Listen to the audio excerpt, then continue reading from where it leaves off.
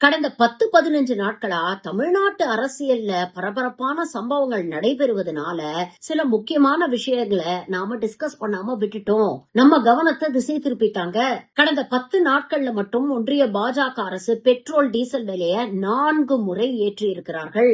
இதை பத்தி முன்னாள் அமைச்சர் மனோ தங்கராஜ் அவர்கள் விரிவாக ஒரு காணொளி வெளியிட்டிருக்கிறார். என்ன சொல்லி இருக்கிறாரு பாருங்க. கடந்த 10 நாட்கள்ல பெட்ரோல் விலை 4 முறை கூடியிருக்கு. 10 நாளில் முன்னால் ஒரு வருஷத்தில் ஒருக்கா கூட்டினா, அதுவும் காசுகளில் கூட்டினா அவ்வளோ பெரிய போராட்டங்கள் நாடு முழுவதும் வெடிக்கும் நம்ம பார்த்துட்டே இருந்திருக்கோம். நாங்கள் கூட மாணவர் பருவத்தில் ஒரு 5 காசு 10 காசு பெட்ரோல் கூட்டினதுக்கெல்லாம் மிகப்பெரிய போராட்டங்களை முன்னெடுத்த வரலாறு இருக்கிறது, நம்முடைய ஞாபகத்தில் இருக்கிறது. நம்முடைய மன்மோகன் சிங்கனுடைய ஆட்சி நடைபெற்று கொண்டிருந்த நேரத்தில் அன்றைக்கு ஏற்பட்ட ஒரு சிறிய பெட்ரோல் விலை ஏற்றத்திற்காக நாடு முழுவதும் பாரதிய ஜனதா கட்சி RSS அமைப்புகளும் எப்படிப்பட்ட வன்முறை போராட்டங்களை இன்றைக்கு கட்டமைத்தார்கள். ஆனால் இன்றைக்கு 10 நாட்களில் 4 முறை பெட்ரோலுடைய விலையை உயர்த்தி இருக்கிறார்கள். இது நம்ம பொதுமக்கள் மிக தெளிவாக பார்க்க வேண்டும்.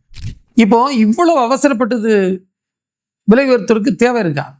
இன்றைக்கு இந்தியாவில் இருக்கக்கூடிய பெட்ரோலிய நிறுவனங்கள் 2015 2025 குறிப்பிட்ட இந்த 10 ஆண்டு காலத்தை நம்ம பார்த்துக்கிட்டோம்னா சுமார் 5 லட்சம் கோடிக்கு மேல் லாபம் ஈட்டி இருக்கிறார்கள். அதான் இதில் ஒரு பெரிய விஷயம். சுமார் 5 லட்சம் கோடிக்கு மேல் லாபம் ஈட்டியவர்கள் இப்போ இவ்வளவு அவசரப்பட்டு விலை உயர்வை செய்ய வேண்டிய அவசியம் என்ன? ஏற்கனவே நமக்கெல்லாம் தெரியும், உலக சந்தையில் இந்த வார் வருவதற்கு முன்னால் கச்சா எண்ணெய் என்ன விலைக்கு இருந்தது. அந்த விலையே $22 இருந்ததாக நம்ம டேட்டா சொல்லுது. அதே நேரத்தில் ரஷ்யாவிடம் போய் அங்கிருந்த தடையை மீறி இந்திய இந்த நிறுவனங்கள் வெறும் $30 தான் கச்சா எண்ணெய் வாங்கி இங்கு அதிக விலைக்கு விற்று கொள்ளை லாபத்தை அடித்தார்கள் என்று அமெரிக்க அதிபர் ட்ரம்ப் கூட குற்றச்சாட்டு வைத்தார். அந்த குற்றச்சாட்டுக்கு பதில் இல்லை. அப்படியே சுமார் 2-3 வருஷம் பெரிய கொள்ளை லாபத்தை அடித்த நிறுவனங்கள் இன்றைக்கு இந்த போர் இன்னைக்கு முடியும் நாளை முடியும்னு பேச்சுவார்த்தை நடக்குதுன்னு நம்பிக்கை சொல்லி கொண்டிருக்கின்றார்கள்.